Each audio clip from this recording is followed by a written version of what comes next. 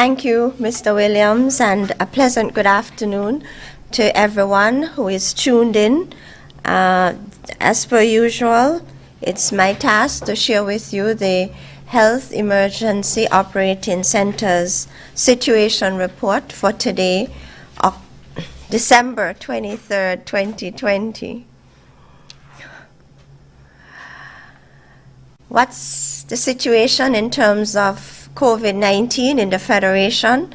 To date, the Federation would have reported a total of 30 confirmed cases of COVID-19, 20 of whom were reported in St. Kitts and 10 in Nevis. At present, we only have 4 active cases, and so 26 of the cases would have recovered nicely. Based on the World Health Organization's COVID-19 dashboard, 76.4 million confirmed cases have been reported internationally. 1.7 million deaths have been reported internationally. 24% of the confirmed cases were reported by the United States of America. So more specifically, 18.5 million confirmed cases have been reported in the United States of America, and 19% of the total deaths globally have been reported by the USA.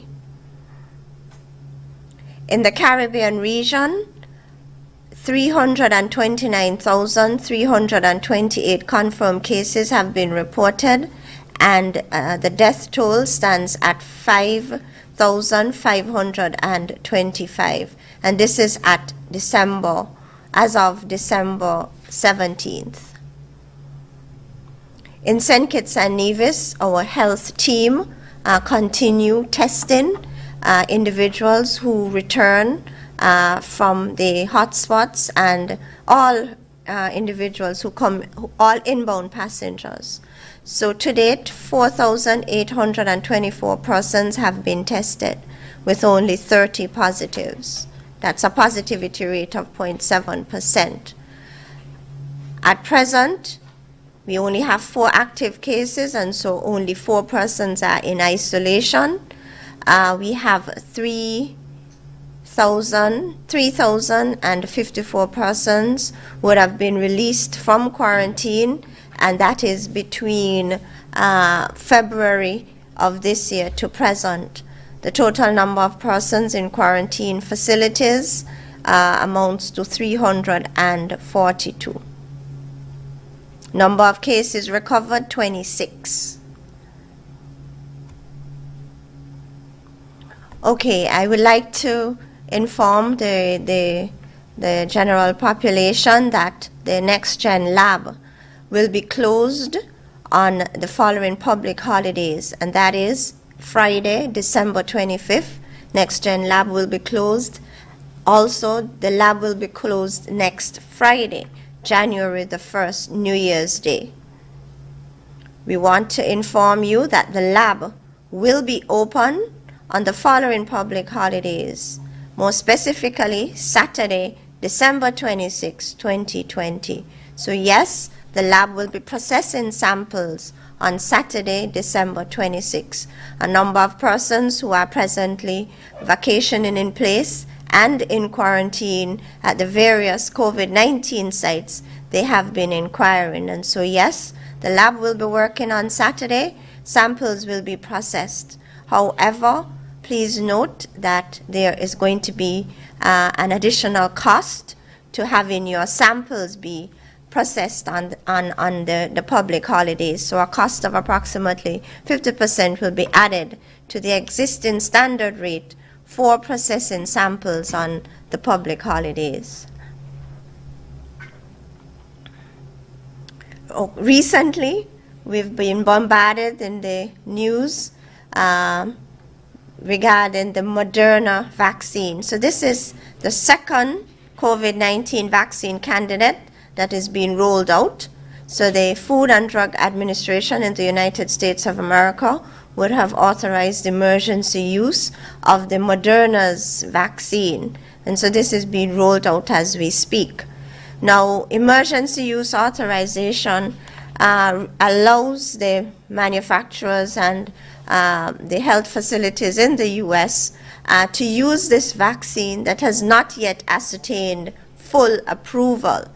It allows an experimental vaccine to be used if there is evidence that its potential benefits outweigh the risks, while more data is being collected.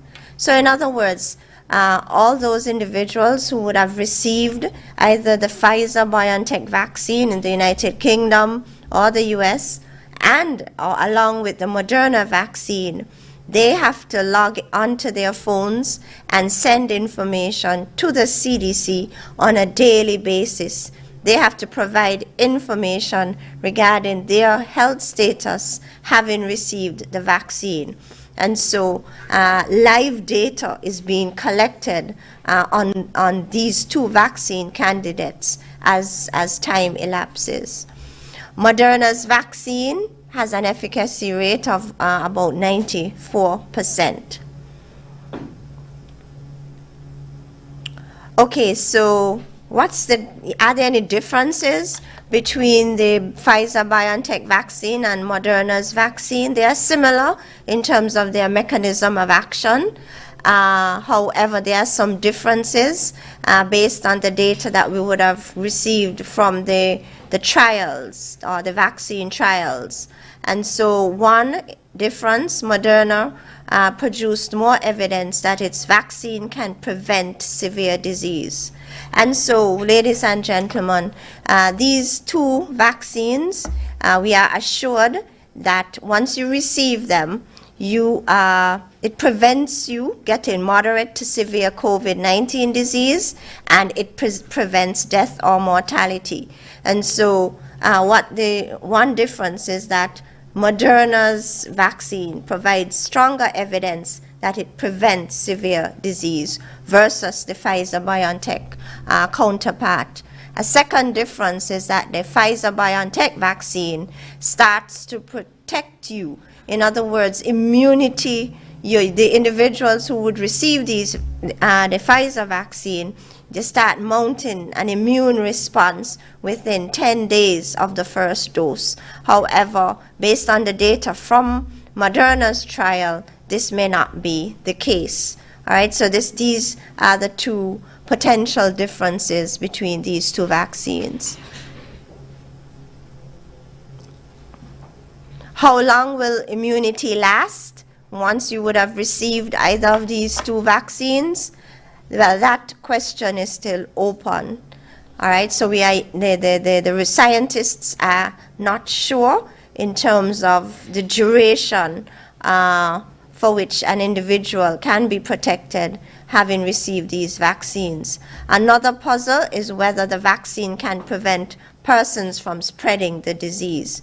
And so to date, there are some data gaps. So we do not know if the vaccine prevents you from contracting COVID-19, and we are not sure if either of the vaccine prevents you from spreading the virus to another person. However, we are assured or reassured that the vaccines prevent you from severe disease and even death. New data from Moderna suggests that its vaccine may reduce transmission. And so, ladies and gentlemen, over the next 3 to 4 or 5 months, as they continue collecting live data from individuals who would have received these vaccines, we are hopeful, or the scientists are hopeful, that the data gap will be filled. Okay, so what are some of the side effects being experienced having received either of these vaccines? So the side effects include fever, fatigue or malaise, headache, and there have been reports from both of the trials regarding individuals who would have received these vaccines and they would have developed a temporary paralysis of the facial nerve, which is sometimes called Bell's palsy. Now, the scientists, they are not sure if the vaccines would have caused this, or is it that it may have been a coincidence, because it's not unusual for one to develop Bell's palsy having experienced viral infection. And so the FDA is tracking the occurrence of Bell's palsy as the vaccines are rolled out. It is expected that the COVID-19 vaccines will become available to Caribbean member states like ours by the second quarter of 2021. So we are hopeful that by about April, May, June of 2021, that we would be able to offer the vaccines here in St. Kitts and Nevis.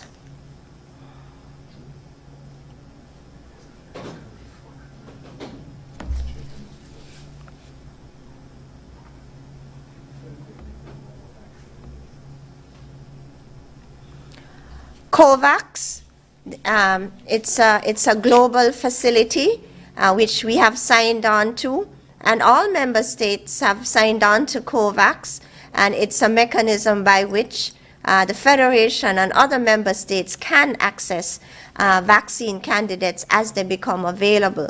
So COVAX announces additional deals to access promising COVID-19 vaccine candidates.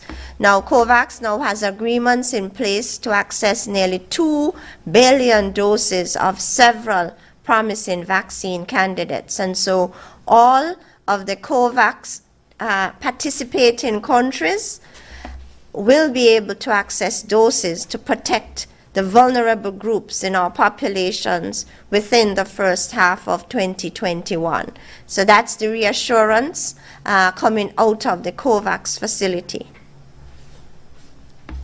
Okay, so what's happening in the United Kingdom? So just a few days ago, we got word that there is a new variant of the SARS-CoV-2 virus, or the virus that causes COVID-19.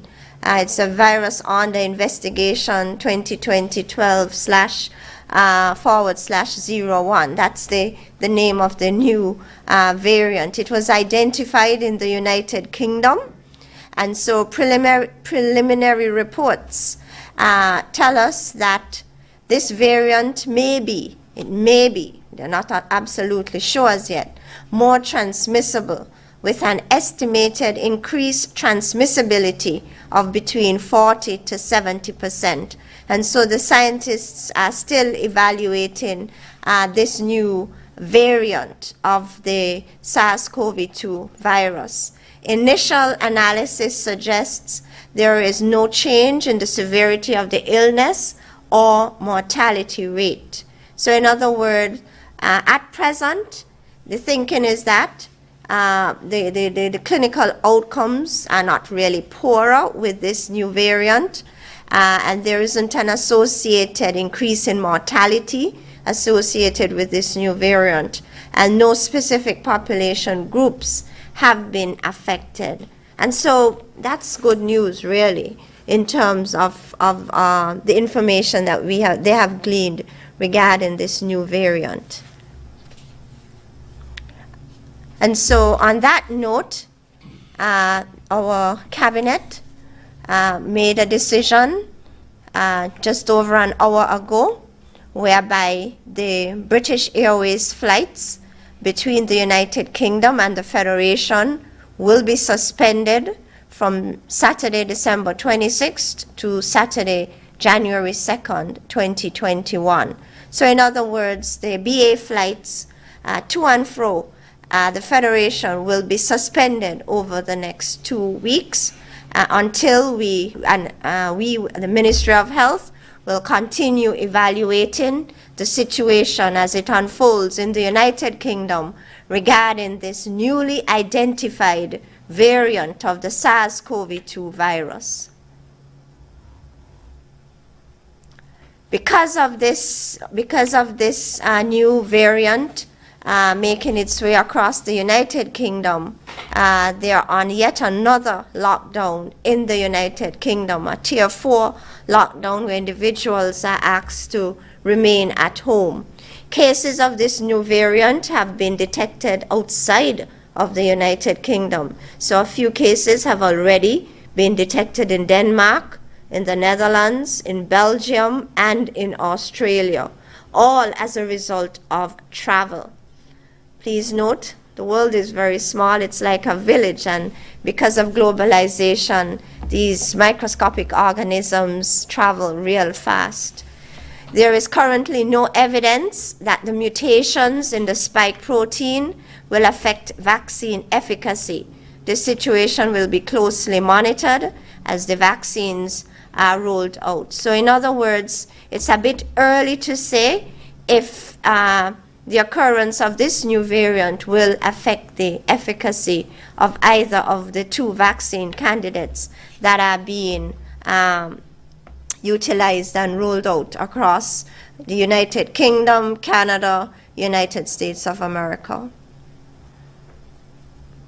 Ladies and gentlemen, based on the foregoing, it's very, very important for us, even in this season, to be vigilant and adhere to the prevention, COVID-19 prevention measures. More and more persons are wearing their face mask, and we are particularly pleased about that. And we want individuals, as we go into Christmas Eve, even this evening with the market hours, where you can go down to the market and get your naturally grown stuff, please wear your face mask tomorrow as you do your last minute shopping. Please make sure you have your face mask and your hand sanitizer.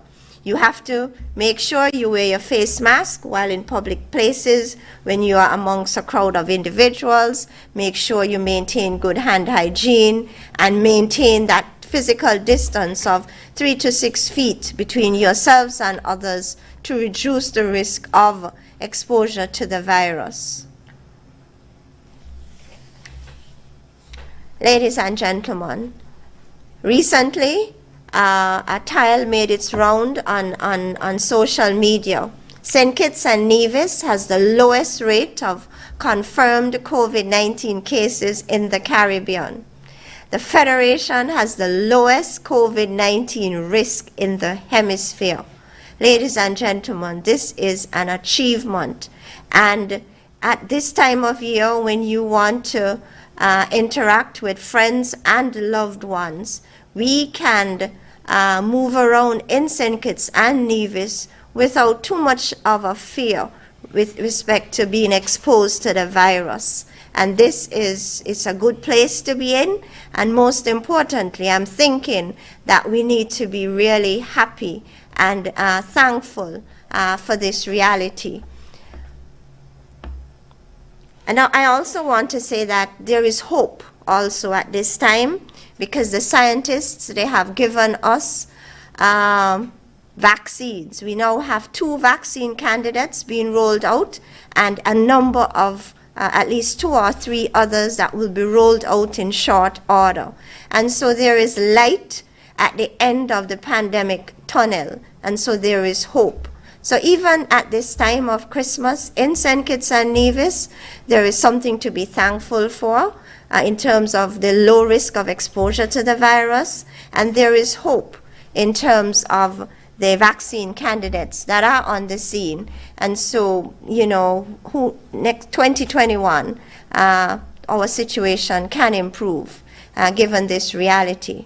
So we are thankful that we can come to the end of 2020, and it's a rather pleasant note.